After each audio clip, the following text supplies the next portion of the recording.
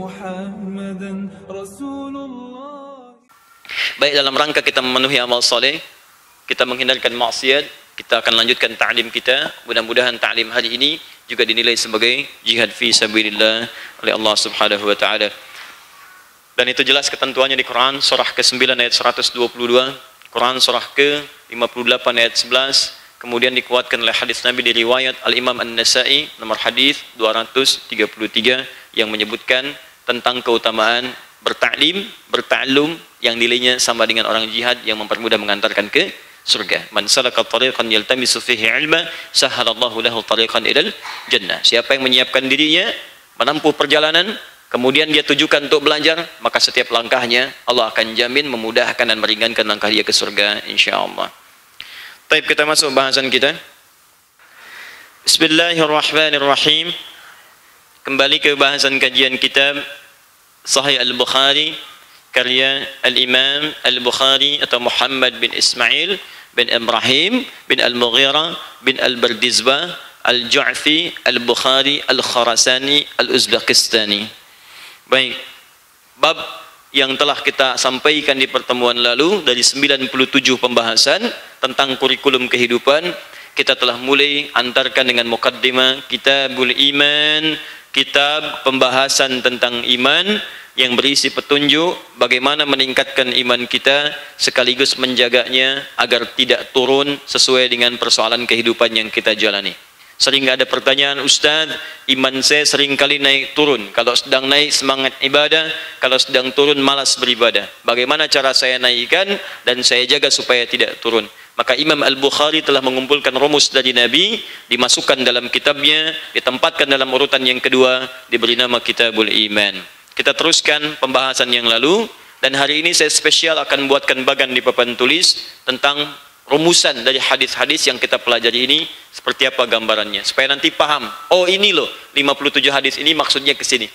Dan nanti kalau teman-teman bisa buatkan, tuliskan, itu lebih bagus karena syarah yang akan saya sampaikan belum tentu ditemukan di beberapa buku-buku yang jadi referensi kajian. Ya. Bismillahirrahmanirrahim. Ini yang kemarin kita bahas, saya baca ulang untuk meneruskan. Babu qaulin Nabi sallallahu alaihi wasallam. Bab penjelasan tentang sabda Nabi sallallahu alaihi wasallam, atau bisa juga dibaca dalam i'rab bab qaulun Nabi sallallahu alaihi wasallam. Hadza babun, hadza mubtada, babun khabar. Qaul di sini badal. Kalau kita baca babun artinya penegasan. Yang akan saya terangkan di sini adalah sabda Nabi sallallahu alaihi wasallam.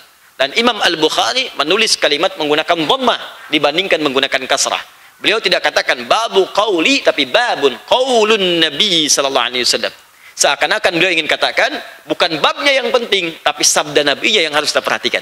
Maka di sini saya akan jelaskan tentang sabda Nabi sallallahu alaihi wasallam, bunyal islamu ala khamsin, yaitu tentang pokok-pokok keislaman yang ada 5 pokok. Yang ini telah kita bahas di pertemuan-pertemuan yang sebelumnya. Ini saya mau tunjukkan Imam Al-Bukhari dengan kalimat ini menunjukkan bahwa beliau itu pakar di bidang bahasa juga. Dia bukan cuma ahli hadis.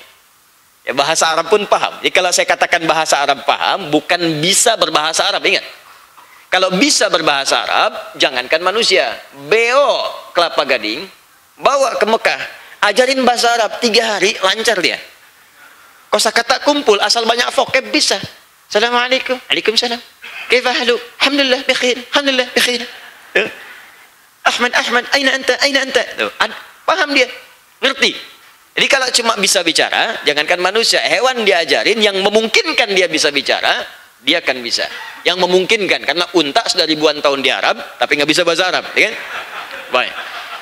Karena itu, kalau di istilah filologis di bahasa Arab, orang yang bisa bahasa Arab itu bukan yang bisa bicara bahasa Arab, tapi yang memahami kaidah-kaidah di bahasa Arab. Sastranya, kalau diumbungkan ada 4 pendekatan ilmu. 1 nahwu, ya, kedua saraf. Saraf ada 12 cabang lagi. Kemudian ada balaghah, balaghah 3 cabang lagi. Ma'ani, bayan, badi'. Kemudian yang keempat arud, arud 16 cabang lagi dikenal dengan bakhar. Ada bakhar tawil, ada madid, ada rajaz dan sebagainya. Nah, ini kalau memahami ini itu baru disebut dengan pakar bahasa. Nah, Imam Al-Bukhari ini mengerti. Dari mana taunya mengerti beliau? Ini kelihatan kaidah ilmu nahwunya dipakai. Kalau orang biasa dia akan mengatakan babu qaulin Nabi, Tapi beliau menuliskan bab qaulun Nabi sallallahu alaihi wasallam. Itu tandanya beliau paham bahasa Arab. Dan beliau bukan orang Arab, ingat. Imam Al-Bukhari bukan orang Arab. Beliau orang Bukhara. Bukhara di mana sekarang? Uzbekistan. Makanya tadi saya katakan nama aslinya Muhammad. Punya bapak namanya Ismail, kakeknya Ibrahim, kakek buyutnya Al-Mughirah, yang buyutnya Al-Bardizbah, tinggal di Kecamatan Jofa, Kabupaten Bukhara, Provinsi Khurasan, negara Uzbekistan. Ulangi. Nah, itu. Dari Bukhara. Jadi saya mau katakan begini, ini saking bisanya kita mempelajari, agama Islam itu ditunjuk oleh Allah dengan satu bahasa yang memudahkan kita untuk mencernanya. Dan abadi sifatnya, dan tidak dibuat susah. Orang Uzbekistan bisa, orang Cina bisa, orang India bisa, orang Indonesia pun lancar. Dan saya katakan berita gembira untuk kita semua. Lisan orang Indonesia, ini berdasar penelitian sementara, lisan orang Indonesia itu ternyata termasuk yang paling bagus untuk adaptasi bahasa. Dia mau belajar bahasa apapun, mirip dengan penuturnya. Begitu bicara bahasa Arab, sama persis dengan orang Arabnya. Kaifa haluk? Assalamualaikum. Min aina ant? Orang Arab. Jadi kalau dibicara di radio tuh kegiatan Arab tuh, padahal Bandung misalnya. Nampak tuh betul, bicara Inggris kayak orang Inggris. Hey John, where have you been? Kayak orang Inggris. Jadi apapun yang dia ucapkan mirip.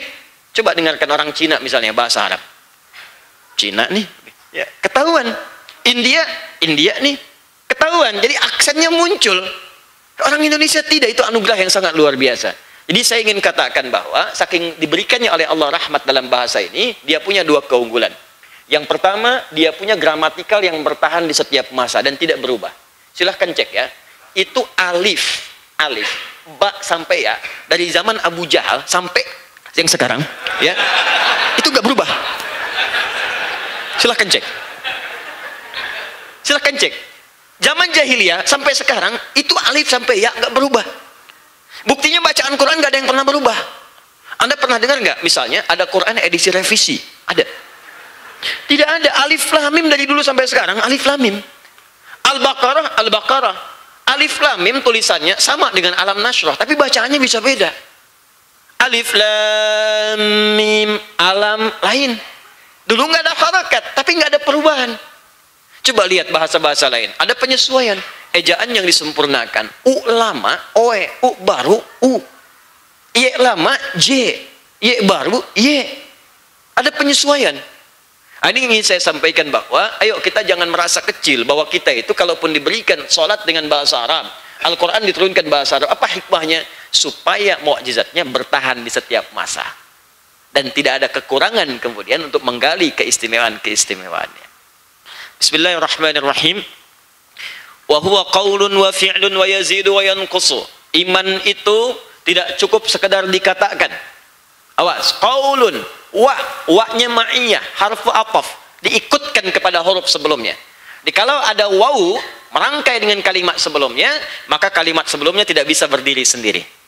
Mindilun wa sunduqun. Ini adalah tisu dan kotaknya, maka tisu nggak bisa dipisahkan dari kotaknya.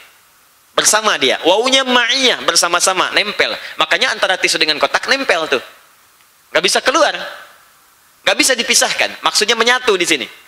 Ya, ini kalimat yang menggunakan wawu ma'iyah. Wawu ini cuma satu huruf Bapak Ibu, tapi dalam.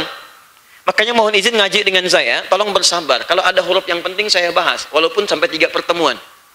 Ya, nanti ada kitab bagus kalau mau ditulis, namanya Mughnil Labib an Kutubil A'arib. Mughnil Labib an Kutubil A'arib, karya Ibnu Hisham Al-Ansari, 3 jilid. Itu menerangkan makna dari setiap huruf-huruf bahasa Arab. Yang huruf makna, alif ada sekian huruf, ba ada sekian makna, ba ada 14 makna, alif sampai dengan ke 10 makna. 10 maknanya dijelaskan kepada kita semua. Ini wawu diantaranya ada huruf ataf, ya, wawu huruf yang mengikutkan hukum pada sebelumnya. Al-imanu, kalau kita paham maknanya, kita terjemahkan, al-imanu, iman itu, wahuwa, yang dimaksud dengan iman qaulun, bukan sekedar perkataan, wa fi'lun, tapi harus dibuktikan dalam bentuk perbuatan. Jadi kalau Anda mengatakan asyhadu an la ilaha illallah wa asyhadu anna Muhammad Rasulullah, Anda beriman kepada Allah Subhanahu wa taala. Dikatakan qaulun dengan perkataan. Nah, tidak cukup dengan perkataan, buktinya iman itu apa? Maka bukti dari iman muncul pada perbuatan. Karena itulah Allah turunkan pada kita perbuatan-perbuatan dalam bentuk ibadah untuk menunjukkan bukti keimanan kita. Apa bukti imanmu? Ibadah. Maka Allah turunkan perintah sholat. Allah nggak butuh dengan sholatnya. Allah nggak butuh dengan puasanya. Allah tidak butuh dengan bacaan Qur'annya. Yang butuh itu kita untuk membuktikan kita beriman. Sebab kalau nggak kita buktikan dengan perbuatan itu, iman kita dipertanyakan. Apa bedanya orang beriman dengan yang belum beriman? Kelihatan pada perbuatannya. Karena itu setiap kalimat iman dalam Al-Quran, sering saya katakan, akan bersanding dengan perbuatan. Perbuatan dalam bahasa Arab, amal namanya. Kalau amal itu perbuatan diisi oleh iman, maka otomatis akan baik. Baik itu dalam bahasa Arab, yang disukai oleh Allah, salih namanya. Maka muncul istilah amal salih. Bismillah. Saya tuliskan sebentar ya. Saya bikin petanya di sini. Al-iman. Makna iman sudah saya terangkan di pertemuan yang lalu. Iman dari kata aman itu sudah selesai. Teman-teman bisa rujuk kembali tayangan yang telah lalu. Ya. Satu, saya turunkan tabelnya pelan-pelan. Saya bikin supaya mudah untuk dipahami. Pertama, dasar iman itu qaul. Perkataan.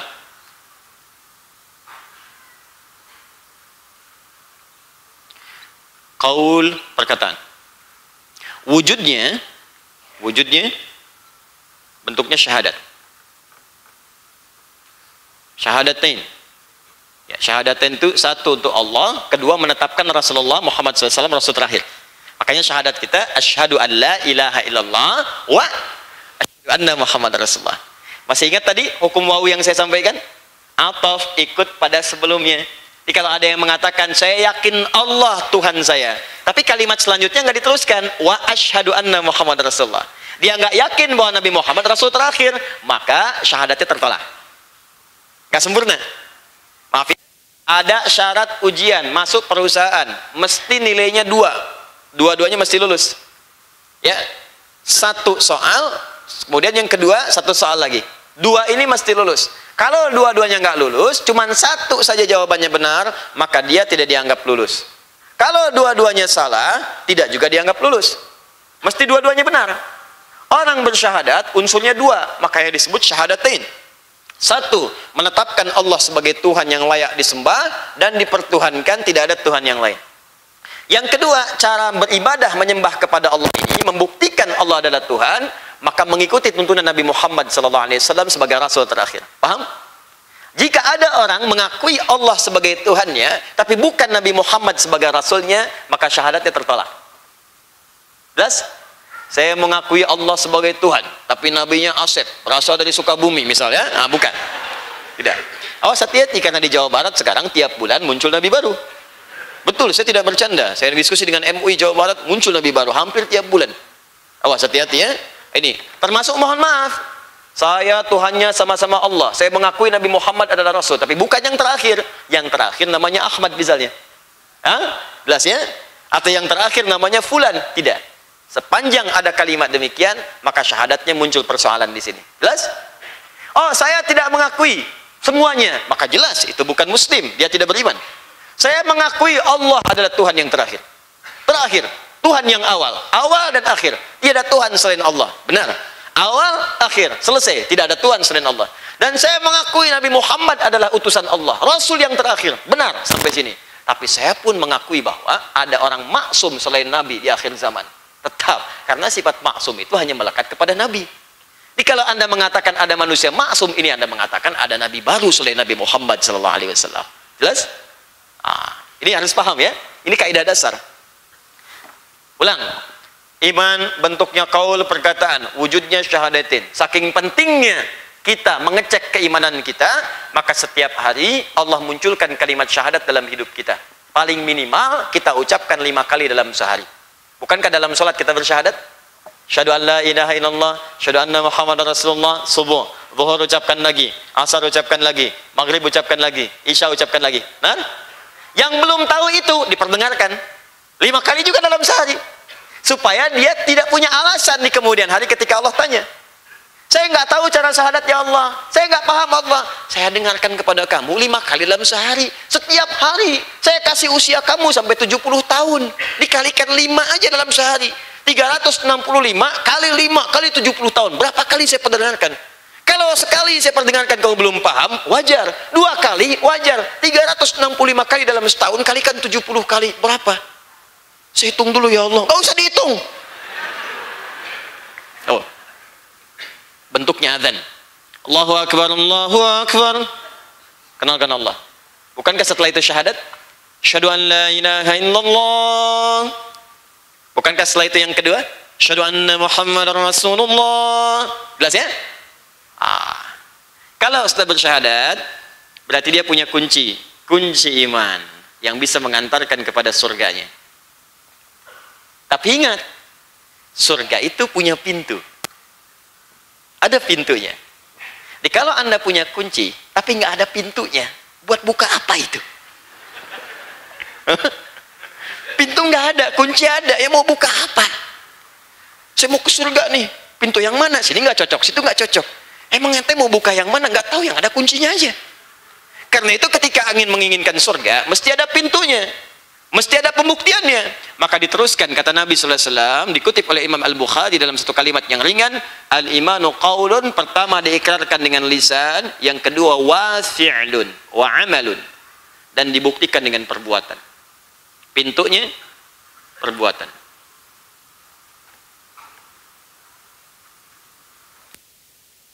Maka amal perbuatan ini memiliki 2 arti, 2 aspek yang paling utama. Satu, sebagai pembuktian iman kepada Allah Subhanahu wa taala, membuktikan apa yang kita katakan. Pembuktian dari iman. Kalau ini pernyataan, ada pernyataan, buktinya apa? Kan iman itu bahasa hati. Kalau setiap bahasa hati, keyakinan yang paling kuat mesti dimunculkan dalam bentuk perbuatan. Seperti nampak apa, supaya kelihatan nampak apa yang ada dalam hati. Ingat, saya sering katakan, semua perbuatan hati butuh pembuktian supaya kelihatan apa yang ada dalam isi hati. Kan pertemuan lalu saya katakan, mirip-mirip iman itu cinta. Cinta itu keadaan hati. Ketika dikatakan baru jadi pernyataan, butuh pembuktian. Aku mencintaimu, itu baru pernyataan. Apa pembuktiannya? Tuliskan namaku di buku nikah kita.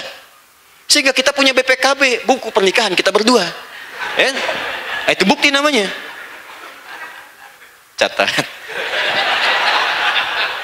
Jelas ya? Nah, iman juga begitu pernyataannya, asyhadu an la ilaha illallah wa asyhadu anna Muhammadar Rasulullah. Ya Allah, saya beriman. Kata Allah, kalau cuma mengatakan aja, jangankan kamu, beo aja bisa mengatakan gitu. Ayo beo syahadat, asyhadu an la ilaha illallah, asyhadu anna Muhammadar Rasulullah. Lalu apa bedanya Anda dengan beo? Mesti ada pembuktian. Untuk membuktikan kita beriman, maka diujilah oleh Allah dengan perbuatan. Perbuatan itu yang disebut amal soleh namanya. Turunlah amal. Ini amal. Karena yang turunkan itu Allah, itu fi'lun itu bentuk perbuatan umum. Kalau sudah dieksekusi namanya amal. Makanya ketika dieksekusi dipertanggungjawabkan. Karena itu dalam Al-Qur'an semua perbuatan yang dipertanggungjawabkan disebut amal. Famay ya'mal mithqala dzarratin khairan yarah wa may ya'mal mithqala dzarratin syarran yarah. Innamal a'malu bin amal, kan? Amal jama' dari kata amal. Diturun ke sini menjadi amal. Karena amal ini berasal dari Allah, semua yang dari Allah itu baik, disebut dengan saleh namanya. Maka muncul istilah amal saleh.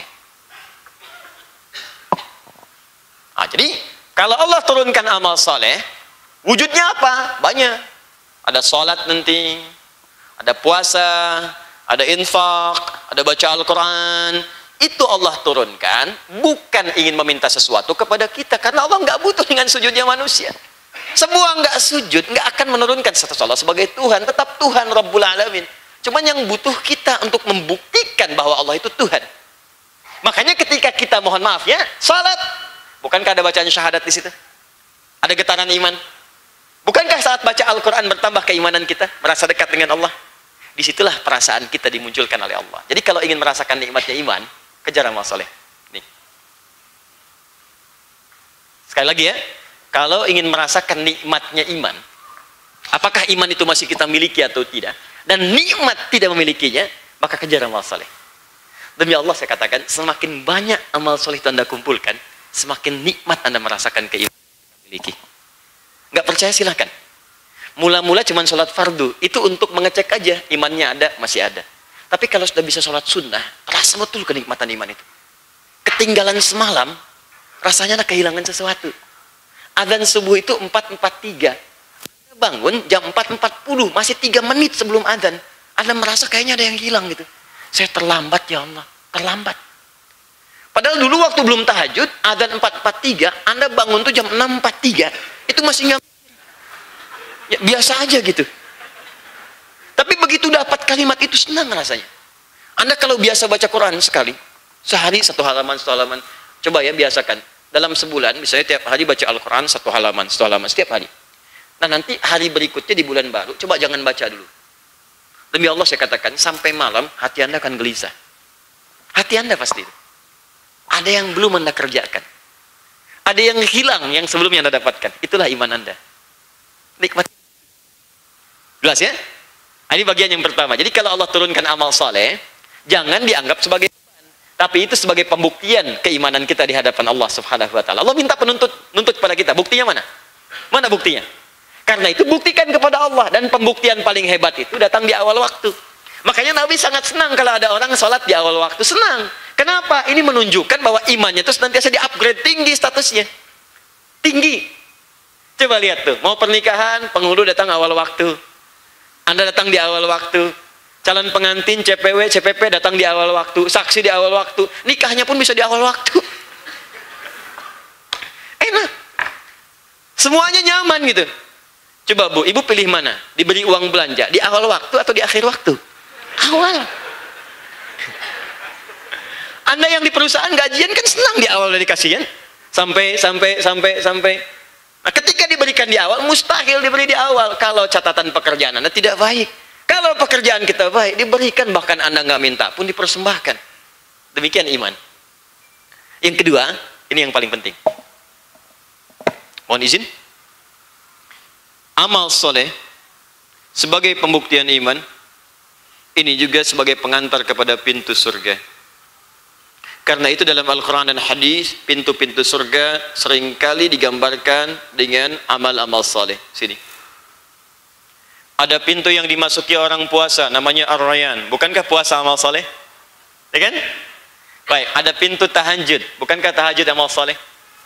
Ada pintu sedekah. Bukankah sedekah amal soleh? Di pintu-pintu surga seringkali diwujudkan dalam bentuk amal soleh. Karena itu kalimat surga pertama dalam Al-Quran ketika disebutkan dibuka dengan kalimat iman dan amal soleh. Buka Quran surah kedua Al-Baqarah ayat ke-25. Saya mulai pelankan bahasanya di sini. Quran surah kedua ayat ke-25.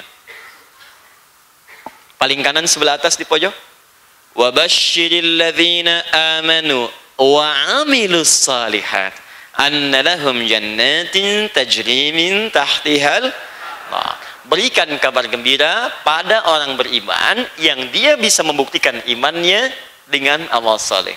Maka kami siapkan bagi mereka itu surga-surga yang sangat indah, yang mengalir segala keindahan di bawahnya. Pengen apapun kami berikan. Bahkan kami hadirkan hal yang pernah belum mereka dapatkan di dunia dan kefikiran sampai ke surga. Wa utubihi mutasyabiha. Kami berikan persis yang mirip serupa.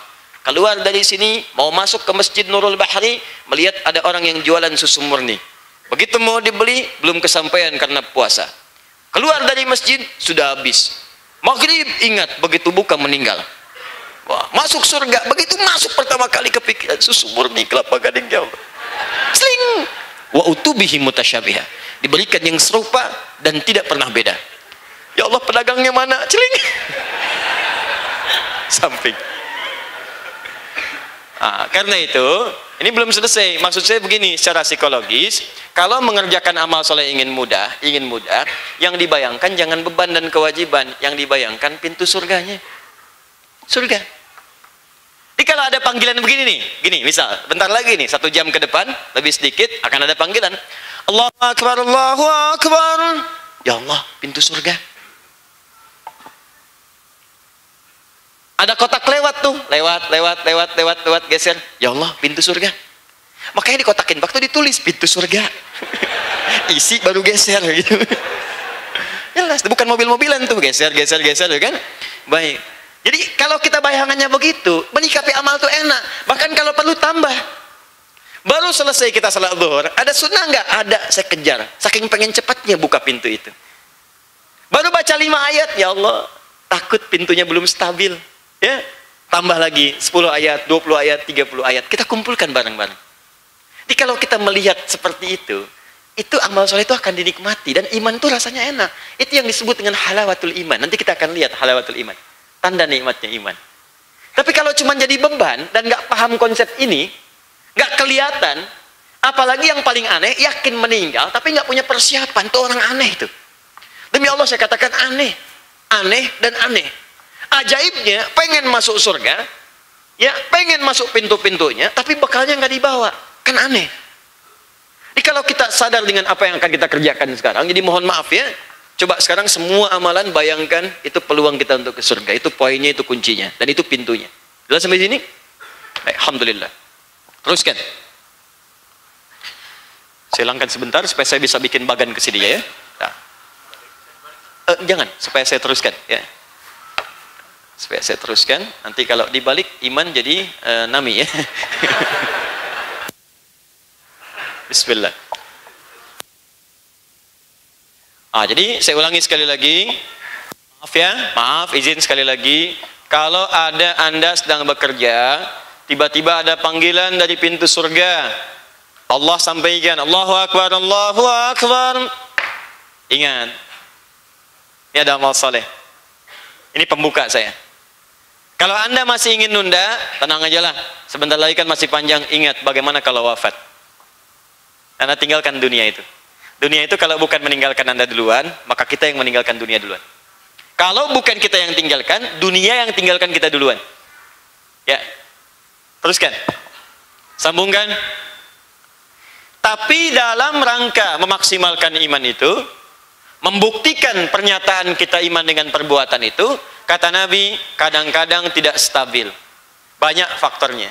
Yazidu wa yantaqis. Teruskan. Wa huwa yazidu wa yantaqis. Tapi dalam pembuktiannya, dalam prakteknya, hampir orang-orang itu tidak stabil dalam menunaikannya. Yazidu, kadang-kadang dia naik, yazid. Wa yanqus atau yantaqis, kadang-kadang dia turun. Ini bahasa Nabi nih. Dirangkum oleh Imam Al-Bukhari. Awas, kalau Nabi yang katakan, sekali lagi, pasti terjadi. Kalau ada hidayat yang sampaikan, bisa ditinggalkan. Tapi kalau Nabi yang sampaikan, pasti terjadi. Saya mau tanya pada Anda, lihat sini. Ini iman. Ingat, kalau naik, amal solehnya kencang. Kalau turun, amal solehnya pasti juga akan menurun. Saya mau tanya pada kita semua, apakah pernah mendapati orang yang kadang imannya naik, rajin ibadahnya?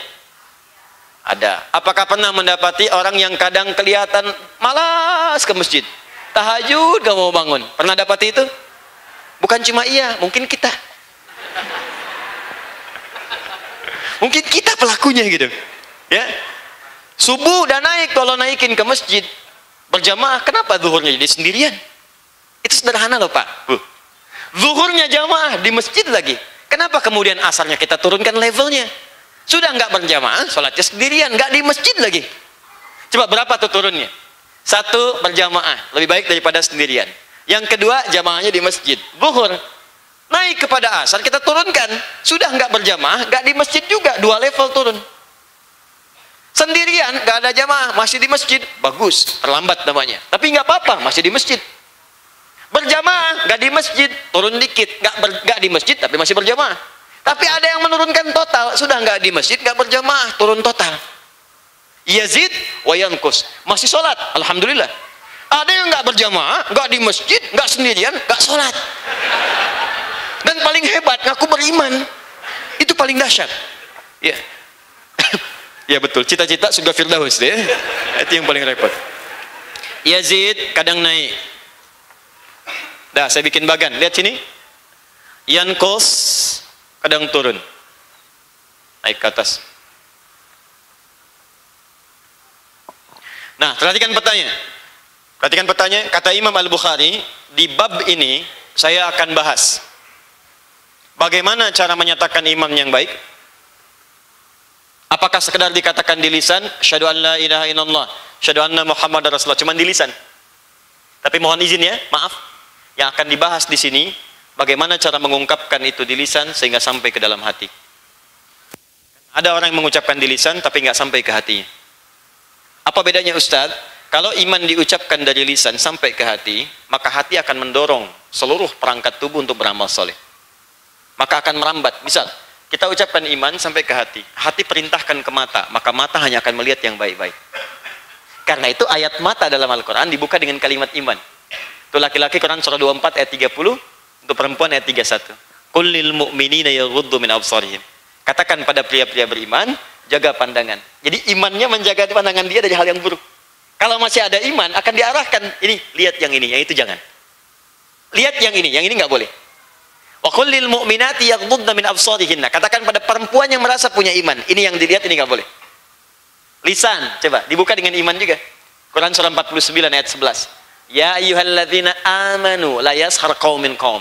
Hai para manusia yang beriman, laki-laki perempuan. Kalau ada iman, maka iman itu akan menjaga lisan dari perbuatan tercela. Jangan saling mencela. Makanya kalau ada orang beriman senang mencela, pasti ada problem dalam imannya.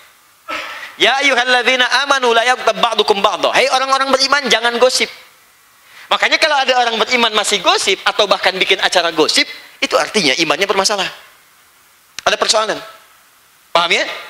Baik, naikkan ke sini. Naikkan sini, fokus. Jadi ketika kita ungkapkan kalimat ini, bagaimana caranya sampai ke dalam hati? Ustaz, apa pentingnya ini? Turun ayat Quran surah ke-49. Ayat ke-14. Karena ada di zaman Nabi, orang yang mengucapkan kalimat syahadat, kalimat iman di lisannya, cuma nggak sampai ke hati. Karena nggak sampai ke hati, maka hatinya tidak bisa membimbing tubuhnya untuk beramal soleh. Dari ujung kepala sampai ke kaki. Qalatil a'rabu amanna. Ada orang Arab Baduy di zaman jahiliyah awal-awal masa Islam berkata kepada Nabi, kami telah beriman. Qul lam tu'minu, turun ayat langsung dari Allah, katakan Muhammad sallallahu alaihi wasallam, lam tu'minu, kalian belum serius imannya. Walakin qulu aslamna walamma yadkhulul imanu fi qulubikum. Tapi cukup katakan kami baru masuk Islam, baru syarat masuk Islam itu syahadat. Cuman imannya nggak nyampe ke dalam hati. Jadi kalau ada orang sekarang mengaku beriman, Islamnya ada di KTP, tertulis KTP-nya Islam, tapi sholat tidak mau, puasa tidak berkenan, dengan suara adzan marah-marah, itu mohon maaf, Anda telat. Orang jahiliyah sudah duluan. Makanya turun ayat ini untuk mengingatkan, jangan sampai terjadi lagi di masa depan. Bagaimana cara memperbaiki itu? Maka dirumuskan oleh Imam Al-Bukhari. Ini caranya. Nanti di dalam bab ini akan ada pembahasan bagaimana cara mengucapkan syahadat langsung ada getaran ke dalam jiwa. Kan saya kasih bocoran ya. Ini rahasia ya di antara kita nih.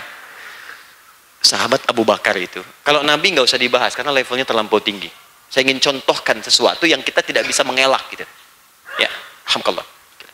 Sahabat Abu Bakar itu saking tingginya imannya, baru takbir saja, takbir sudah bergetar tangannya. Saya sering sampaikan kisah ini. Saking pahamnya dengan kalimat itu. Sahabat yang muda Ali bin Abi Thalib radhiyallahu taala anhu karramallahu wajhah, itu baru dengar suara adzan sudah gemetar tangannya.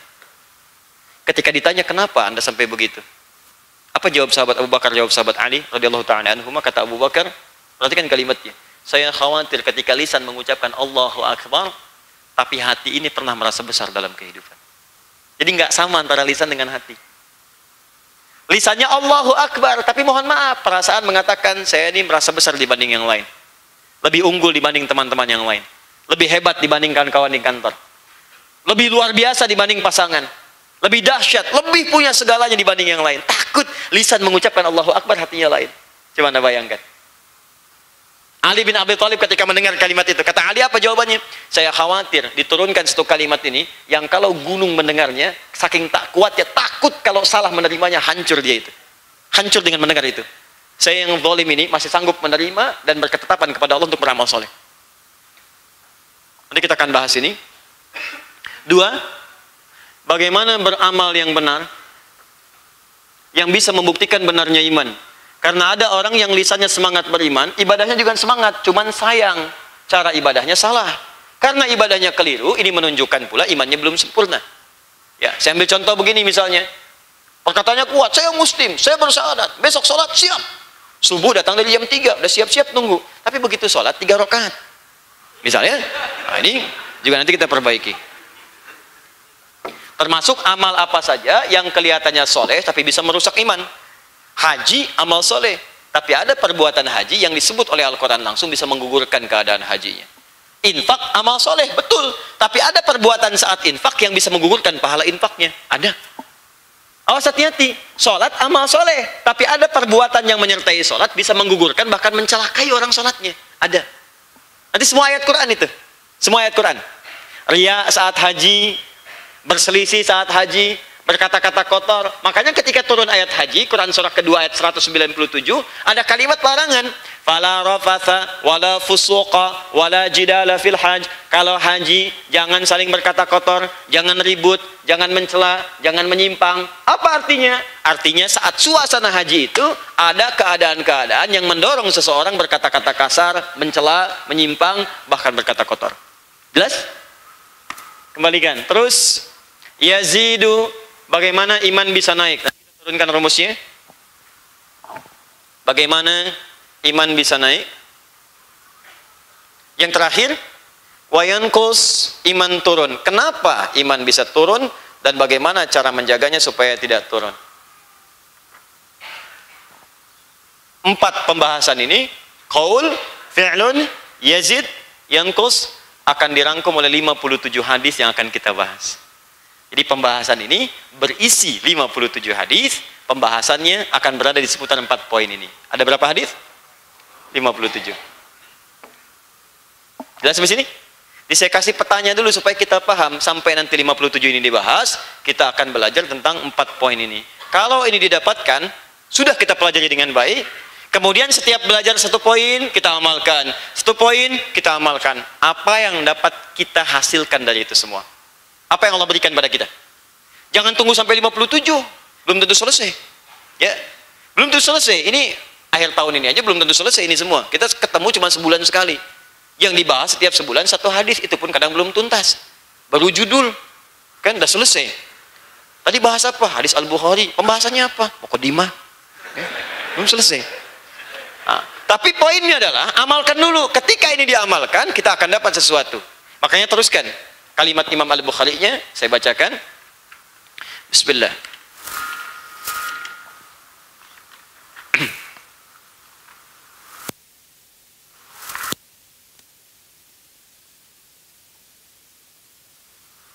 Qala Allah Ta'ala, Allah Subhanahu wa Ta'ala berfirman. Saya teruskan.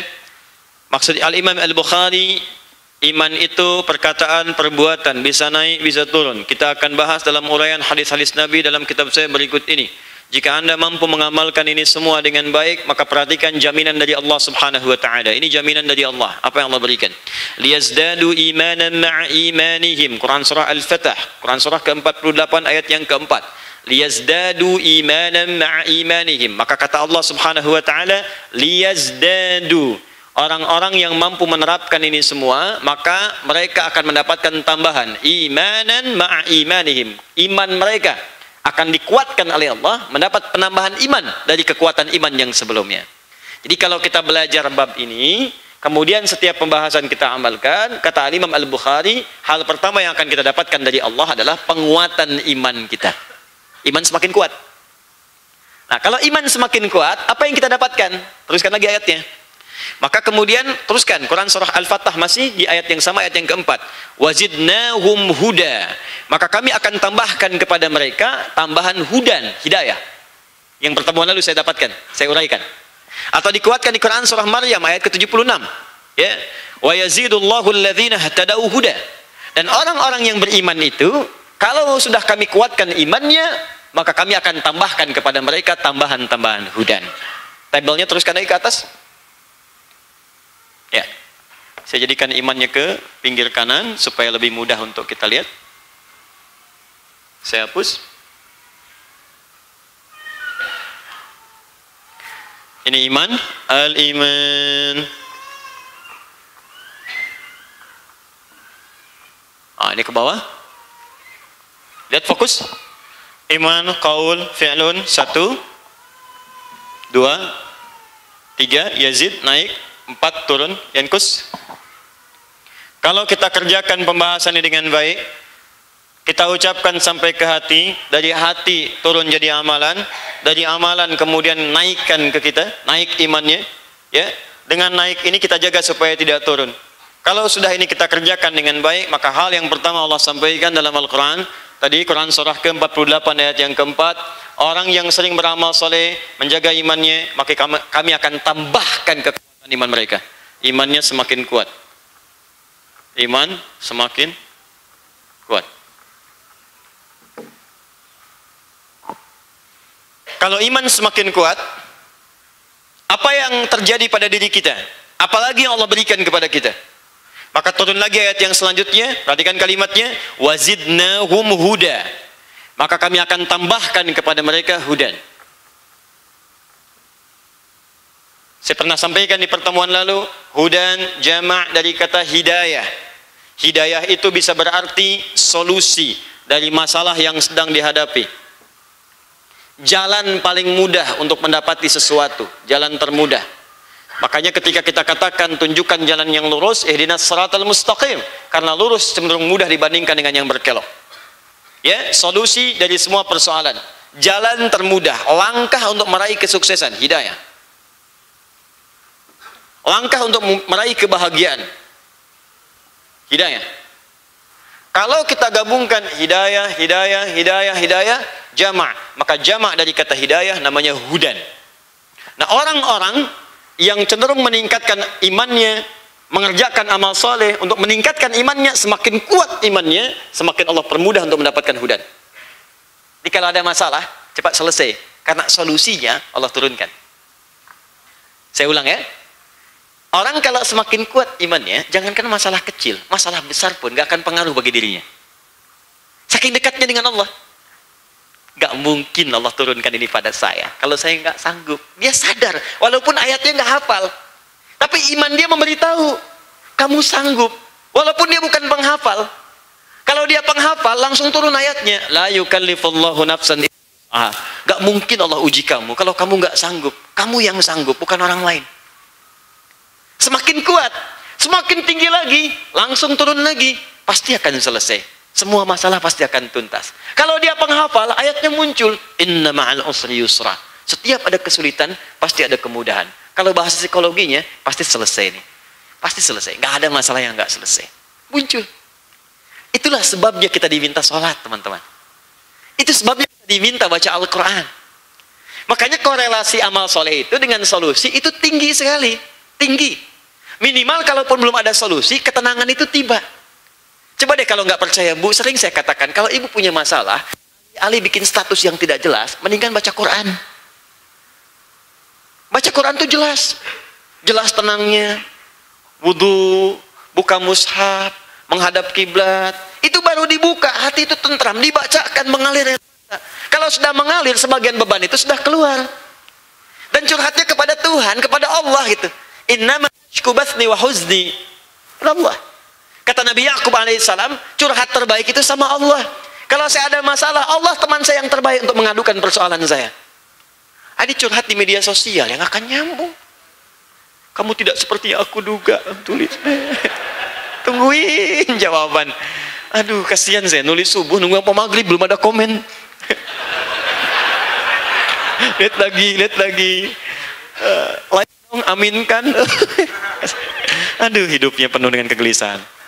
Ya, satu komennya nanya lagi, udah punya persoalan ditanya, kan butuh jawaban. Cukup naon, ya kenapa teh, gitu kan muncul. Aduh, sudahlah capek ya, baik lagi sini. Jadi nggak ada solusi. Ya makanya orang-orang yang ibadah itu cenderung tenang, begitu sholat tenang. Itu kan janji Allah. Quran surah ke-8 ayat kedua. Innamal mu'minuna, orang-orang beriman itu, idza dzukirallahu wajilat qulubuhum, kalau benar imannya disebut nama Allah getar hatinya. Wa idza tuliyat alaihim ayatu, kalau dibacakan ayat-ayat Allah kepadanya, zadathum imana, menambah imannya. Wa ala rabbihim yatawakkalun, ketika imannya semakin kuat, maka tawakalnya kepada Allah tinggi. Dan bukti dari tawakal itu adalah menerima setiap ketetapan Allah. Nah, kalau sudah begitu tuh enak aja. Kehilangan sendal, cari dulu, nggak ketemu ya, mungkin sudah tiba saatnya amanah ini di orang lain, pulang aja. Ibu, kok pulang nggak pakai alas kaki? Nggak apa-apa, Allah berkehendak demikian. Sudah, nggak apa, tunggu dulu Bu, ganti aja sendal saya. Padahal kesini pakai sendal jepit, pulang-pulang pakai sendal lebih bagus lagi. Permen macam-macam, ganti. Naik. Ya. Ada ibu, papa, kemana sendalnya? Nggak apa-apa, Allah sudah menetapkan demikian. Jangan pakai sepatu saya aja. Pakai sepatu pentopel pulang. Padahal dia ke masjid nggak pakai sendal. Tawakal tinggi luar biasa. Ya, tapi enak, tapi nggak jadi beban. Biasanya kalau sudah sesuatu hilang, Allah ganti dengan yang halal lebih baik lagi. Ya, saya punya keponakan masuk pesantren, ini kisah nyata. Datang ke pesantren, hari pertama udah dapat pembekalan, dia tauhid, udah bagus kan. Hari kedua, sendal hilang. Sendal jepit padahal. Begitu hilang, cari nggak ketemu. Hari selanjutnya dia beli lagi. Masya Allah, teman-teman tahu, dia gembok sendalnya. Ini nyata, digembok. Apa yang terjadi? Hilang dengan gemboknya. Ini nyata benar. Hari kedua dia beli sendal lagi. Dia tuliskan, bertakwalah kepada Allah. Ini anak SD lulus, sudah masuk pesantren belum paham. Dia tulis di sendal, bertakwa kepada Allah. Awet sendal. Awet. Dia kan sering tuh kamar mandi apa kan kena air kan, hilang. Begitu hilang tulisan, hilang sendal. Dia akhirnya nggak beli lagi. Sudah tawakal kepada Allah. Masuk, begitu masuk masjid keluar, tiga-tiganya sendal yang hilang itu ketemu lagi. Plus dengan pelakunya, siapa yang pakai? Tapi setelah itu tenang gitu, tentram, tahu, nyaman. Di kadang-kadang, maaf ya, musibah itu ketika datang, tidak selalu harus merepotkan. Mungkin untuk meningkatkan iman kita. Supaya bertambah amal soleh kita. Kadang harus dipaksa, supaya iman semakin kuat. Kadang orang itu kalau sedang syukur, maaf ya, banyak misalnya kenikmatannya, dia itu nggak sadar dengan mendekat kepada Allah. Saking banyaknya nikmat, lupa dengan tahajud, lupa dengan sholat, lupa dengan puasa, lupa dengan Al-Quran. Karena itu dalam beberapa kasus, kadang sering harus dipaksa supaya iman meningkat semakin kuat, diberikanlah musibah. Bukankah saat ada musibah rajin kemudian tahajudnya? Ya? Gaji macet, belum gajian, kan? Lampu gelap, tuh, kan? Proyek hilang sebagian, pohon sengon nggak tanggung jawab, gitu kan? Tanya, bisa. Ya, capek kita, malam kan tahajud. Berdoa, semua orang minta ya Allah, ya Allah, ya Allah, baca Quran. Ya kalau nggak ada begitu ya nggak meningkat ketakwaan kepada Allah. Besok mau ujian, ujian kan? Begitu mau ujian, bukankah malamnya tahajud? Bukankah banyak berdoa? Bukankah banyak baca Al-Quran? Kalau nggak dikasih begitu nggak datang. Makanya muncul hadis, nanti kita akan lihat dari 57 itu. Innallaha idza ahabba 'abdan ibtala. Allah itu kalau cinta kepada seorang hamba, hal pertama yang akan diberikan adalah akan diuji orang itu. Bukankah ketika diuji dia rajin ibadah? Bukankah ketika rajin ibadah imannya kuat? Bukankah kalau imannya kuat solusi datang? Bukankah kalau sudah solusi datang yang lain dia akan ngaruh? Kadang-kadang ujian kecil itu diberikan supaya Anda bisa mengatasi yang besar di kemudian hari. Ini kalau yang sekarang aja nggak bisa ngatasin, bagaimana dengan yang besok? Berharap-harap yang tinggi, yang kecil aja nggak selesai. Berharap-harap dapat yang besar, yang kecil aja nggak bisa mengatasi. Bagaimana kita bisa mendapati itu? Oke, jangan takut teman-teman sekalian. Mohon izin ya, mohon izin sekali lagi. Kalau Allah minta kita salat, kerjakan. Kalau ada sunnah, buru itu. Al-Quran, ambil itu. Baca, hafalkan segalanya. Nanti kalau sudah ada di puncaknya, Anda akan dapatkan kenikmatan, kemudahan hidup yang Allah berikan ini. Ini poinnya. Dan kadang-kadang gini, dalam beberapa amalan tertentu, kadang belum hadir hudannya, tapi hati kita itu sudah nyaman. Contoh, saking nyaman itu air mata itu sering mengalir gitu. Saya ambil contoh Al-Quran lah. Cobalah menghafal Quran. Atau anak atau cucu, titipkan dia pada seorang penghafal Quran untuk belajar. Nanti lihatlah momentum itu. Nanti malam kami akan wisuda peserta karantina yang trainers. Ada 4 orang. Ini sudah hari ke-7. Hari ke-7 itu saya lihat tadi sebelum saya kesini laporannya ada yang sudah 10 juz, 11 juz, 12 juz. Kita targetnya 30 hari 30 juz. Ada yang 7 hari sudah 12 juz, sudah 10 juz, sudah sekian. Ada yang di bawah itu. Yang mau saya katakan begini. Anda ketika menghafal Quran ya, Alif Lam Mim, Al-Baqarah sampai Ali Imran, awalnya terasa berat. Persis seperti ujian. Tapi begitu selesai dan Anda mengucapkan surah An-Nas yang sebelum menghafal bahkan sudah Anda hafalkan, itu lisan Anda akan bergetar. Air mata akan mengalir. Begitu kalimat terakhir minal jinnati wan nas selesai dan Anda khatam hafalan Quran, demi Allah saya katakan, air mata tidak akan terbendung, Anda akan jatuh sujud. Padahal mungkin masalah itu ada dalam hidup, tapi nggak akan terasa. Saking nikmatnya. Atau bukan Anda yang hafal, tiba-tiba anak Anda telepon dari pesantren. Anda sedang masak, sedang di ruang tengah, Anda sedang di kantor bahkan. Lalu anak Anda yang kecil nelpon, yang bungsu mengatakan, ayah sedang apa? Ayah sedang rapat, nak. Ini sebentar ya, jangan sebentar ayah. Mau cuma kasih kabar aja. Apa, nak? Ayah, alhamdulillah, aku sudah hatam 30 juz. Saya katakan pada Anda akan cancel rapat Anda akan kejar anak itu sampai ke pesantren. Atau minimal Anda sujud saat itu. Dan Anda sudah lupa dengan semua persoalan di kantor. Yang ada itu, anak saya penghafal, anak saya penghafal, anak saya penghafal. Sudah, setelah itu bukan pulang ke rumah Anda akan janjian dengan istri Anda, jemput anak Anda ke pesantren. Anda peluk, Anda cium, dan selebihnya, Allahu Akbar. Anda lupa dengan semua masalah. Itulah iman. Itu enggak ada, coba di kepercayaan lain, agama lain, enggak ada yang seperti itu. Kalau bukan mukjizat, kalau bukan firman Allah, mustahil. Dan sekarang sedang berlomba. Kalau bapak ibu enggak kerjakan sekarang, Anda ketinggalan. Itu banyak sekarang penghafal Quran, anak kecil. Nanti mungkin saya bulan depan, kalau saya ada waktu dan kesempatan, saya bawa anak kecil 7 tahun, hafal Quran dengan nomor, dengan ayat, dengan posisi. Anda tanya, dia keluar Quran. Apa ya? Ada sesuatu yang kadang nggak harus pakai uang gitu. Dan itu indah, itu menghilangkan masalah. Jadi masalah itu lupa, tenang. Ya, mirip orang ketika di depan Ka'bah, masalahnya semua hilang. Yang ada kenikmatan aja, nikmat. Nah, ini ya. Jadi kalau kita belum bisa mencapai itu, minimal ambil ketenangan dengan ibadah. Ya wudu, sholat, daripada mengeluh untuk apa sih? Buka mushaf, baca, ngeluhkan dunia itu nggak ada kerjaan. Dan dunia itu nggak akan berhentinya kalau dikeluhkan, terus tambah beban. Sifat dunia itu begitu, kalau dikeluhkan nambah persoalan. Yang ada mendingan dibawa ke akhirat, dunia akan ikut. Ya. Maaf sekali lagi. Ya, kita kembali ke sini. Nah, kalau sudah Allah berikan ini, maka status orang ini yang iman tadi akan naik statusnya jadi takwa. Takwa. Lihat bagannya. Tadi kan iman kan? Iman kita kuatkan dengan amal saleh. Kita naikkan, jaga supaya nggak turun. Lewat amal saleh. Maka kalau iman semakin kuat, Allah berikan hudan. Sudah? Baik, kemudian kalau hudannya itu sudah dapat, maka status yang iman ini akan naik jadi takwa nantinya. Puncak segala kebaikan. Orangnya disebut taqi namanya. Taqi. Kalau banyakan disebut muttaqin. Banyakan. Ya, disebut apa? Muttaqin. Saya tuliskan begini, muttaqin. Muttaqin. Sudah? Nah, kalau orang sudah naik ke level muttaqin, saya tutup, maka dia akan dapat jaminan dari Allah Subhanahu wa taala kebahagiaan dunia dan akhirat. Bahagia.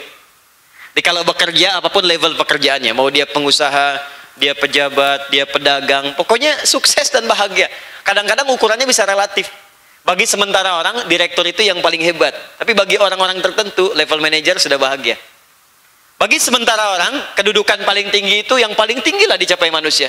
Bagi orang yang lain, sekarang pun saya sudah nikmat. Malah ngejar ke atas lebih capek lagi.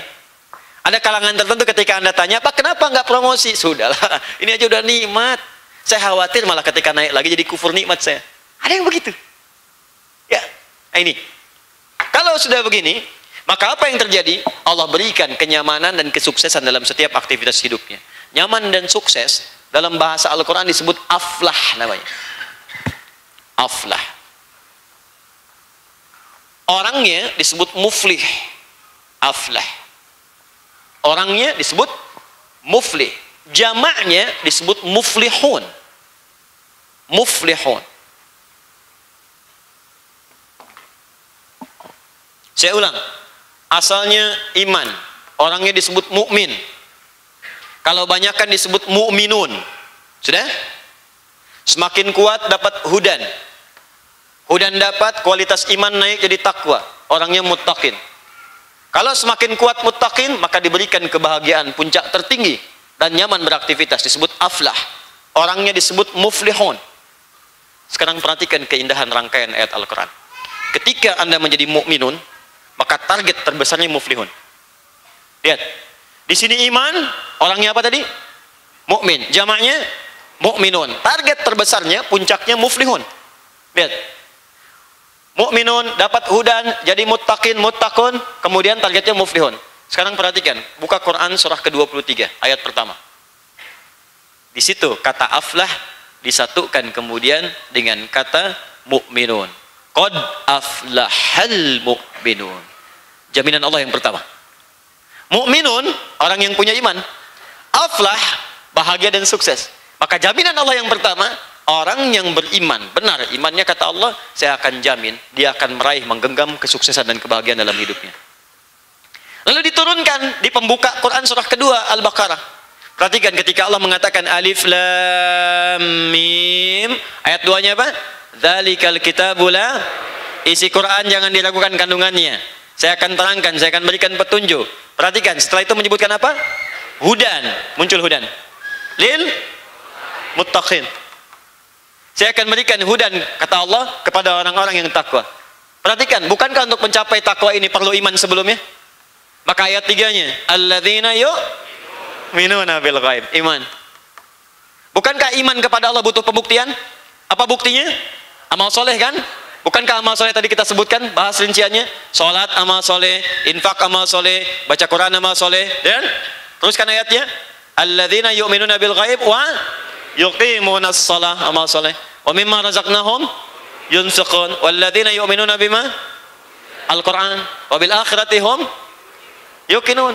Sekarang pindah ke puasa. Puasa dibuka dengan kalimat iman. Buka Quran surah kedua ayat 183. Ya ayyuhalladzina amanu kutiba alaikumus. Bukankah sebelum siam ada iman dulu? Sekarang lihat ujungnya. Begitu iman bagus, puasa dikerjakan, naik ke takwa kan? Teruskan ayatnya. Ya ayyuhalladzina amanu kutiba alaikumus kama kutiba alal ladzina min la'allakum takwa kan? Kalau sudah takwa dapat muttaqin, maka hudan dapat, takwa dapat, maka muflihun akan diraih. Bacakan ayat 5 Al-Baqarah di ujungnya. Ulaika ala dam rabbi wa ulaika humul. Ada semua kan? Ini konsep kehidupan kita. Jadi iman itu mengantarkan pada puncak kebahagiaan. Iman itu mengantarkan pada puncak ketenangan. Jadi kalau kita diminta untuk beramal soleh, level kita masih di sini. Itu tandanya kita ingin diberikan solusi.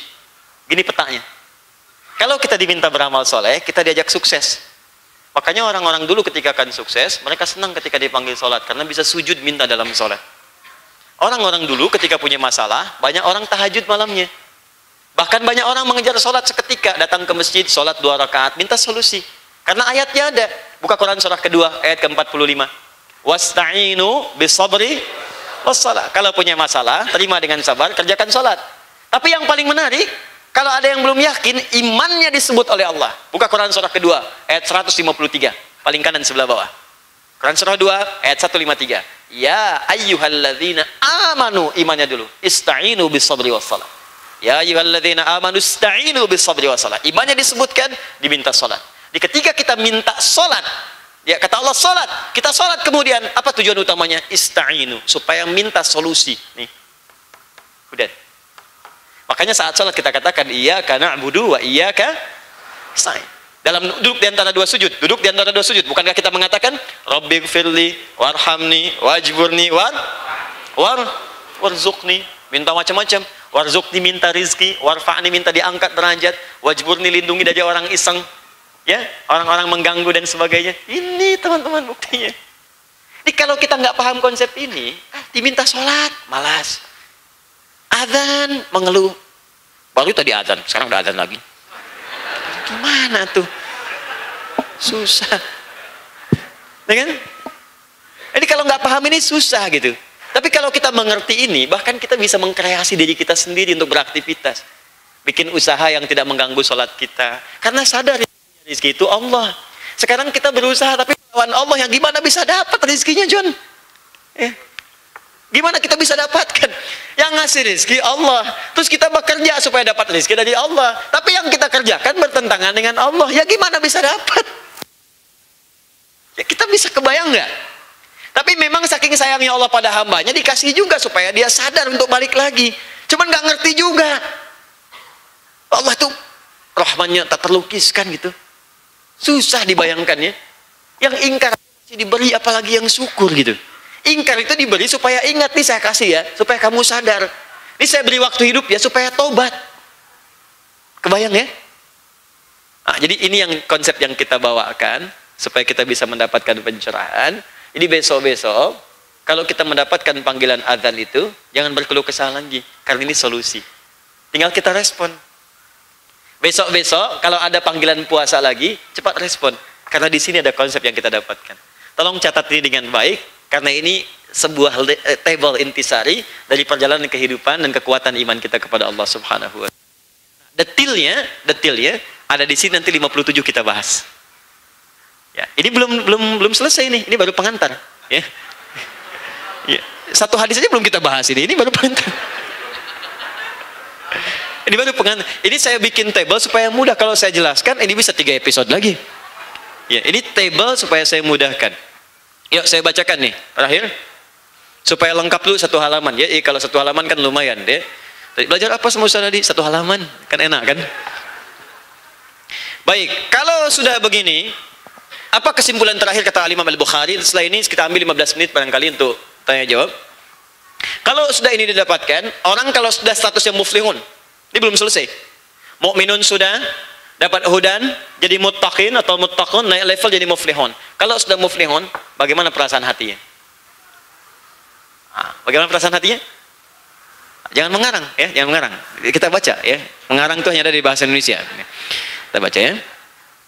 Wal hubbu fillahi wal bughdhu fillahi minal iman.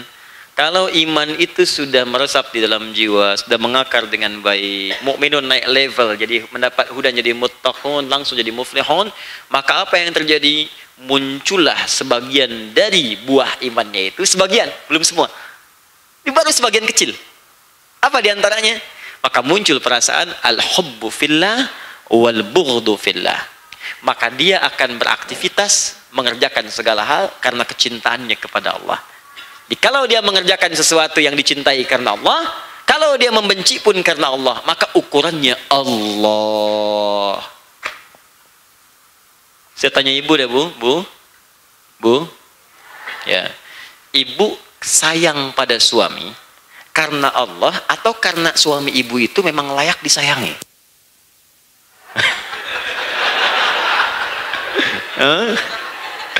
Karena Allah. Antum deh yang ikhwan laki-laki ayah deh. Antum tuh sayang anak karena anak itu harus disayang atau karena Allah memerintahkan antum menyayanginya? Tolong jawab dengan jujur, saya serius. Tolong katakan dengan bahasa hati. Bapak dan ibu yang hadir saat ini, atau ayahnya saja atau ibunya saja, Anda menyayangi anak Anda karena anak itu Anda sayangi, atau Anda menyayanginya karena Allah? Catat ini ya. Kalau Anda menyayanginya karena Allah, maka Anda akan berbuat pada anak itu yang mendekatkan dia dengan Allah. Dan Anda tidak akan pernah memberikan satu hal yang menjauhkan dia dari Allah. Sekarang catat pertanyaan saya ini. Tajamkan dalam kepala Anda baik-baik. Kalau Anda katakan Anda menyayanginya karena Allah, di mana anak itu Anda sekolahkan? Apakah anak itu sudah Anda dekatkan dengan Allah? Salatnya, bacaan Qurannya, talbiyahnya, kalimat thayyibahnya, tahmidnya, takdisnya, tasbihnya. Dan satu-satu akan dihisab. Enggak, tidak harus semua menjadi ustaz. Silahkan bangun bangsa kita yang kita cintai ini. Sekolahkan di ITB, di IPB, bahkan ada yang keluar. Silahkan mau ke Amerika, ke Inggris, ke Eropa. Tapi ingat, dimanapun dia berangkat, dekatkan dengan Allah. Titipkan sholatnya. Jaga. Karena akan ditanya. Kalau cuma Anda cintai karena layak dicintai, jangankan Anda, yang nggak beriman pun, yang belum ada iman dalam hatinya, bisa mengerjakan itu. Silahkan lihat. Anda mandikan anak, yang nggak beriman pun mandikan anaknya juga. Anda beri hadiah, mereka pun beri hadiah juga.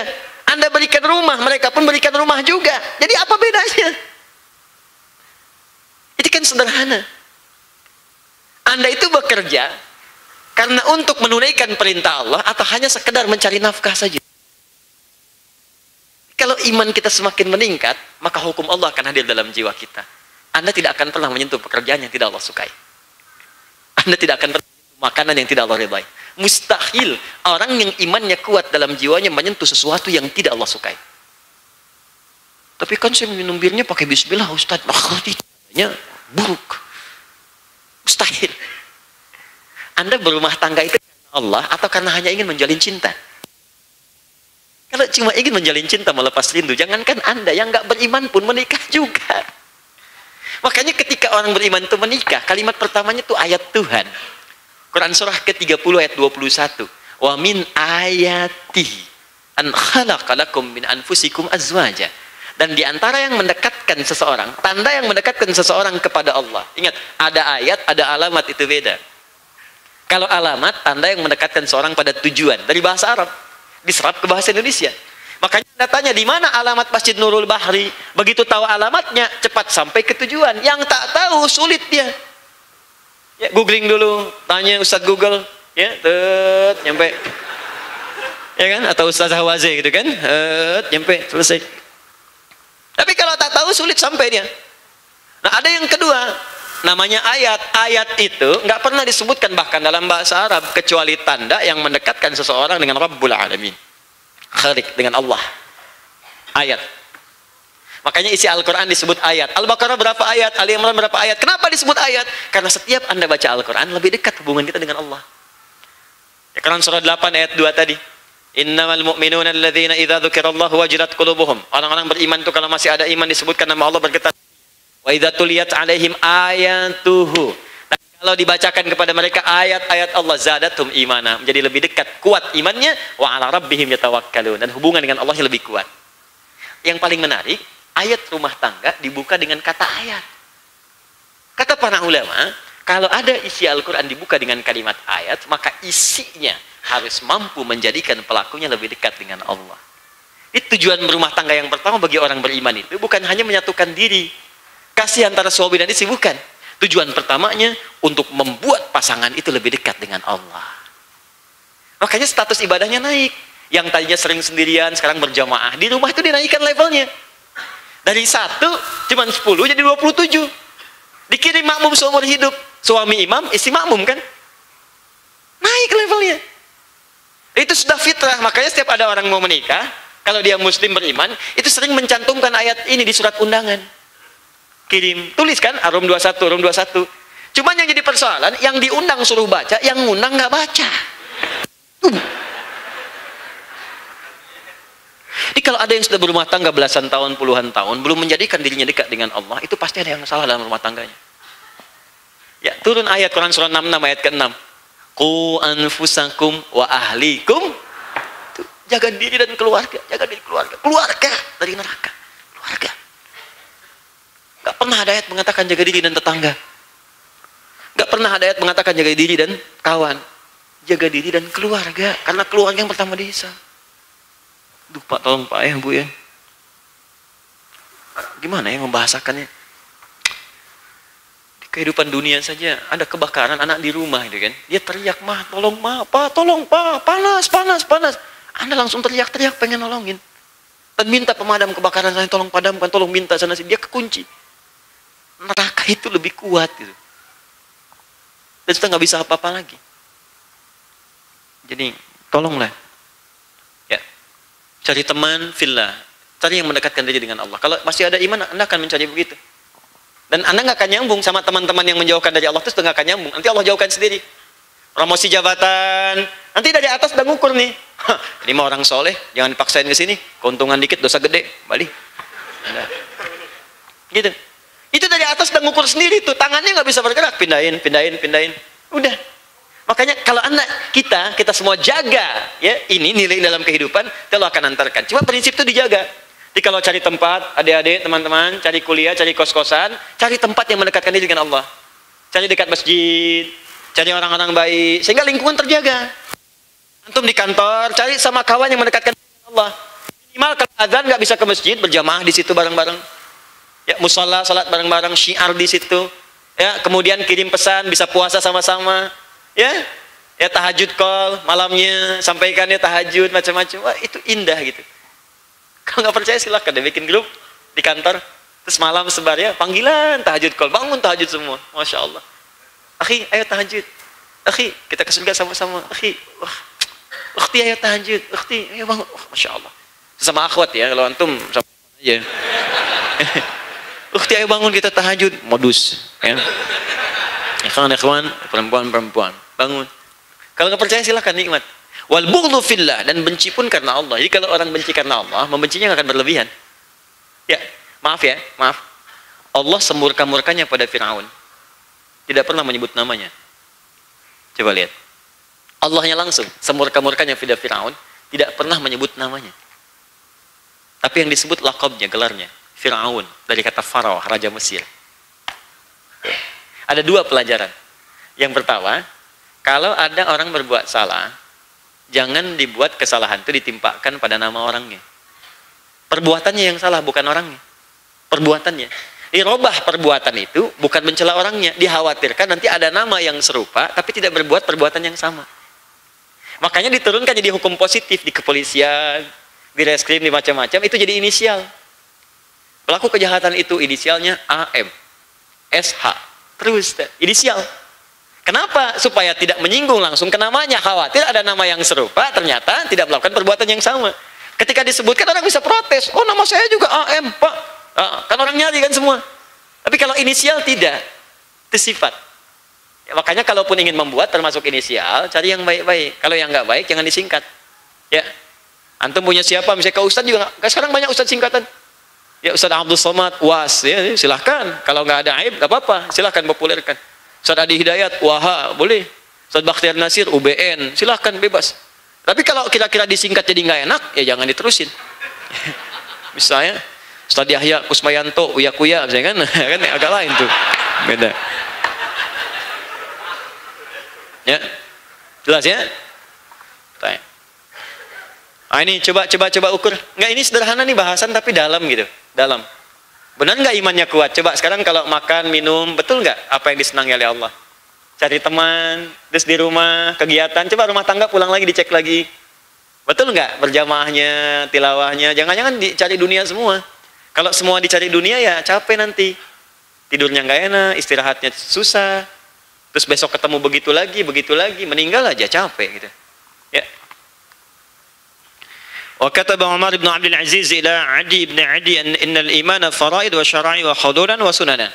Faman istakmalaha istakmala al-iman wa man lam yastakmilha lam yastakmil iman fa in aish fasaubayyinannaha lakum hatta ta'malu biha wa in amut fama ana ala suhbatikum biharis. Allahu akbar.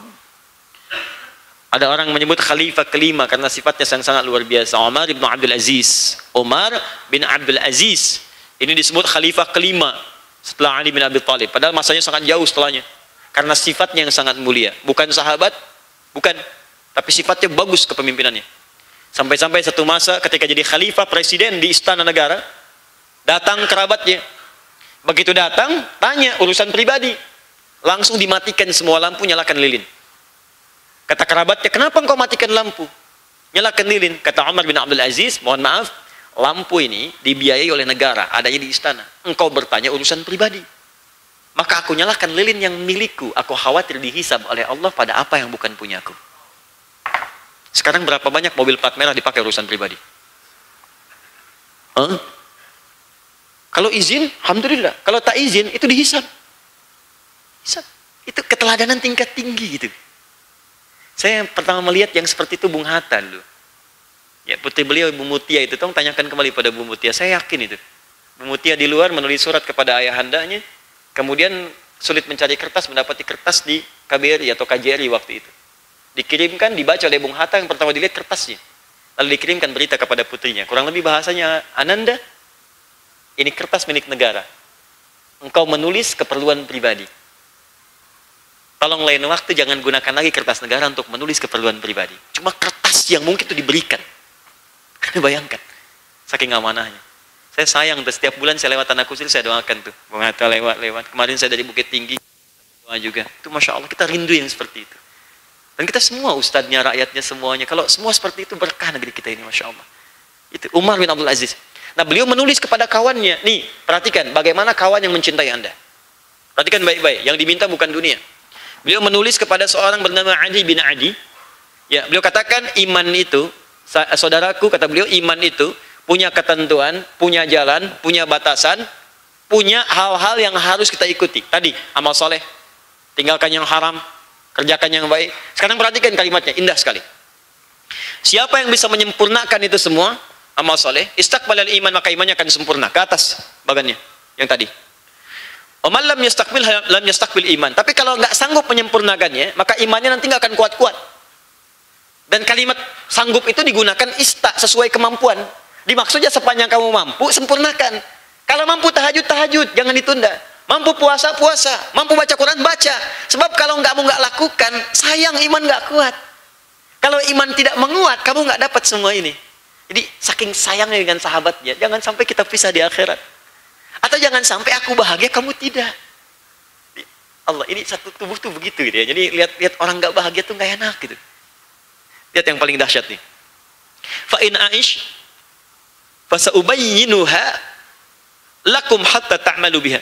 Kalau aku masih hidup, setelah suratku ini aku tuliskan, maka aku akan terangkan kepadamu dengan terperinci semua itu, sehingga engkau bisa mengamalkannya seperti aku mengamalkannya. Di sahabat yang baik itu, kalau saya tahajud, dia juga mesti tahajud, saya akan ingatkan. Saya akan terangkan, karena Umar bin Abdul Aziz ini selain presiden, dia faqih, ahli fiqih. Saking sayang dengan sahabatnya, kita jangan bahagia dunia saja. Kalau aku tahu ini, aku akan terangkan kepadamu, kalau aku hidup setelah tulisan ini. Mungkin maksudnya nulis malam, mau dikasihkan. Tapi aku nggak tahu setelah tulisannya aku hidup atau tidak. Yang paling luar biasa, wa in amut fama ana ala suhbatikum biharis. Kalaupun aku wafat setelah menulis surat ini, maka maafkan aku yang tak mampu mendampingimu untuk memastikan kau mengamalkannya. Tapi setidaknya suratku bisa menemani engkau untuk bisa mengamalkan. Kita bisa bayangkan, orang dalam suasana sangat genting pun, sulit pun, bahkan mungkin di penghujung hidupnya masih memikirkan bersama dia di surga. Itu yang indah. Jadi persahabatan dengan iman itu begitu jauh melampaui batas materi. Jauh. Jadi kalau diukur dengan materi, sekarang bersahabat, besok pecah. Pecah. Kalau diukur dengan dunia, sekarang ada jabatan, begitu turun, udah lupa dengan Anda. Gak akan ditanya lagi. Waktu di jabatan tuh disapa semua, kirim SMS, kirim karangan bunga, kirim macam-macam. Setelah turun, dimutasi, gak jadi. Hilang semua. Maka mulai sekarang, cari ukuran pakai iman. Tolong berumah tangga pakai iman. Suami dengan istri, saya nasihatkan, saya mohon izin ya. Bukan bermaksud untuk mengajari, cuma mengingatkan saja apa yang Allah telah sampaikan dalam Al-Quran dan Nabi dalam hadis. Ayo periksa kembali dengan iman kita. Sayangi istri, istri sayangi suami, saling menyayangi, dan sayangi anak-anak kita karena Allah Subhanahu wa Ta'ala. Kalau sudah begitu, nanti Allah akan turunkan kemuliaan-kemuliaan yang diberikan pada orang-orang sebelumnya. Terakhir, waqala Ibrahim sallallahu alaihi wasallam walakin liyatma'inna qalbi. Nabi Ibrahim juga pernah merasakan kenikmatan iman sampai mengatakan kepada Allah di dalam Al-Quran surah Al-Baqarah. Lihat di sini tertulis 77 salah, yang benar ayat ke-260. Ini salah ketik. Ya, paling kiri sebelah atas. Walakin liyatma'inna qalbi, ayat lengkapnya wa idh qala Ibrahim rabbi arini kaifa tuhyil mauta. Ketika Nabi Ibrahim berkata kepada Allah, ya Allah tunjukkan kepadaku bagaimana cara engkau menghidupkan orang mati. Qala awalam tu'min, ya Ibrahim apakah engkau tidak beriman kepadaku? Qala bala walakin liyatma'inna qalbi. Ya Allah, aku sangat beriman, sangat beriman. Ya, yakin aku beriman kepadamu, tapi supaya tenang hatiku. Maksud kalimat itu, iman itu memberikan ketentraman pada jiwa. Jadi kalau kita sudah mendapatkan keimanan yang kuat, jiwa kita akan tentram. Di membaca kalimat ini maksudnya nasihat Nabi Ibrahim alaihissalam, jaga keimanan kita. Kalau iman kita benar, maka kita akan dijaga selalu tenang oleh Allah Subhanahu wa Ta'ala. Kalau kita mengaku beriman tapi belum tenang, artinya iman kita belum sempurna, masih perlu banyak berlatih amal soleh. Wa qala Mu'adz bin Jabal, dan Mu'adz bin Jabal pernah mengatakan, idlis bina nu'min sa'ah. Yuk kalau mau duduk dengan kita, minimal ada 1 menit kita beriman kepada Allah. Nah, ini nasihat baru nih. Ini bagus nih, bagus. Boleh jadi kaos, jadi topi, boleh. Di buku idlis bina nu'min sa'ah. Yuk duduk dengan kita, beriman walau sejenak kepada Allah. Maksudnya apa? Kalau mau cari teman, cari yang baik-baik. Yang kalaupun duduknya cuma sejenak, tapi ingat Allah. Yang paling dahsyat itu, cari orang yang kalau Anda lihat wajahnya pun Anda ingat Allah. Cari yang sweet. Jadi begitu lihat dia tuh ingat tahajud, ingat Quran. Kalau mampu bikin di rumah. Makanya coba anak kita itu coba didik hafal Quran. Sekolahkan dan Anda jadilah itu. Dia begitu lihat dia itu, kita itu termotivasi kembali. Begitu lihat dia, lihat Al-Quran berjalan. Lihat dia pengen cepat ke surga gitu. Ulama-ulama dulu itu kalau sedang misalnya futur, dia gelisah apa, itu minimal datang ke majelis ilmu ke ulama lain. Maaf, hal pertama yang mereka lakukan hanya untuk melihat guru yang lain saja. Lihat orang soleh. Saya juga sama tuh, kalau sedang misalnya jenuh atau apa, itu saya coba browsing, searching ulama-ulama di dunia gitu kan, yang sekarang hidup atau di Indonesia, saya lihat hanya untuk natap wajah mereka aja. Masya Allah, lihat Mbah Mun teduh nih, dah tenang lagi hati kita. Insya Allah lihat si Fulan teduh nih, udah tenang lagi. Insya Allah lihat Syekh Fulan, lihat Imam Masjidil Haram, tuh lihat tuh, baru lihat aja. Lagi tuh kadang dengerin suara mereka, tuh tenang lagi. Coba buat suasana begitu ya, enak. Insya Allah enak, insya Allah.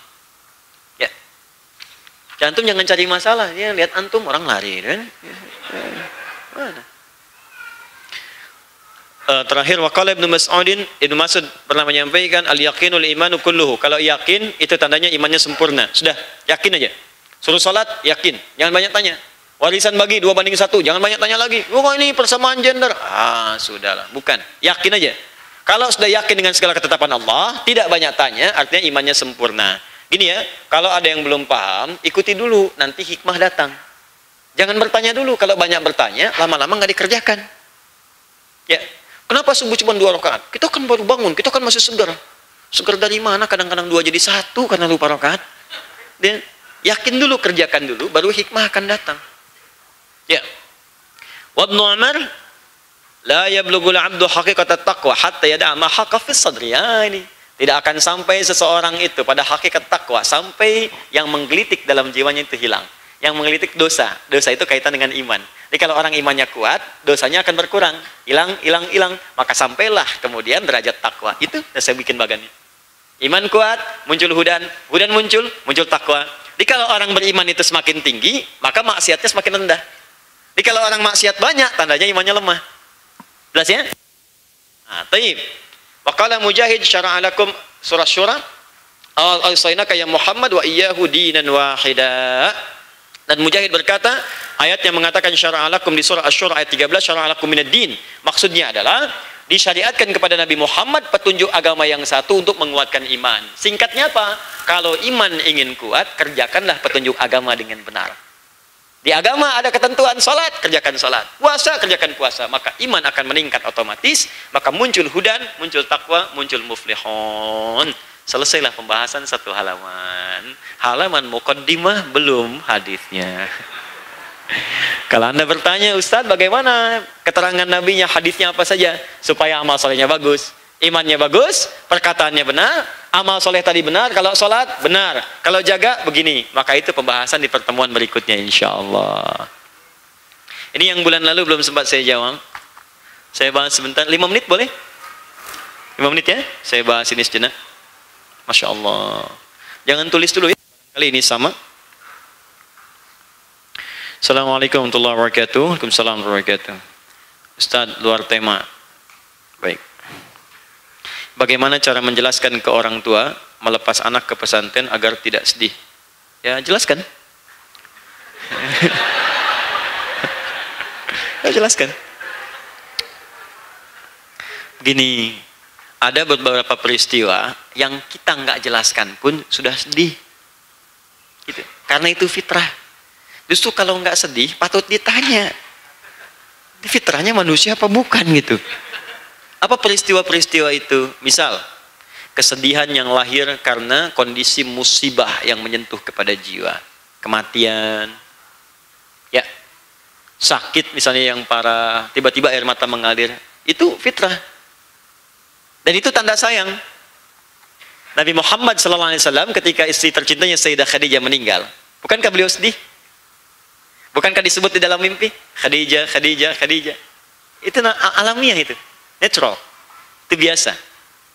Yang kedua, kesedihan yang sebetulnya bukan sedih, kebahagiaan yang mengalirkan air mata. Ya, bukan sedih sebenarnya, bahagia yang paling dalam, nampak seperti orang sedih. Tapi bahagia. Anak wisuda, diasuh-asuh, timang-timang, didik-didik dari kecil kan, sampai tinggi-tinggi tiba-tiba wisuda, air mata mengalir. Wisuda hafalan Quran 30 juz dan seterusnya muncul. Nah, bagaimana mengarahkan sedih ini kepada kebahagiaan? Jadi kalau orang tua sedih, nggak apa-apa. Tapi arahkan sedih itu pada yang bahagia, bukan sedih larut untuk memberikan beban. Bagaimana caranya? Sampaikan. Ma, bukankah kita ingin ke surga? Ya. Bukankah kita ingin mendapatkan mahkota dari Allah? Ya. Ya ini jalannya. Si adik itu masuk pesantren bukan untuk kita lepaskan, tapi untuk kembali kepada kita, membawa jalan-jalan untuk ke surga. Si adik itu ke pesantren bukan untuk meninggalkan kita, tapi dia untuk memberikan kabar bahagia kepada kita. Kalau masalah air mata, besok lusa kita bisa nengok, mah. Tapi jangan sampai kesedihan kita memberikan beban kepada dia, sehingga tugas mulia yang sedang kita kerjakan digagalkan oleh setan. Jelas ya? Baik. Kalau bisa si adik ini kasih tahu, sampaikan kepadanya, sampaikannya kepada mama, kamu kuatkan. Mah, aku ke pesantren, mama tolong doakan ya, aku akan jadi penghafal Quran. Mama nggak usah sedih, nanti menangisnya setelah aku jadi hafal Quran aja. Sekarang simpan dulu, supaya nanti air matanya bisa mengalir. Aku khawatir kalau sudah jadi penghafal Quran, air mata itu tidak ada lagi. Minta. Assalamualaikum Ustaz. Assalamualaikum. Ustaz, bagaimana cara membuat orang tua kita, mungkin orang tua Anda, orang tua saya tidak termasuk di dalamnya, orang tua dapat menunaikan ibadah sholat maupun puasa.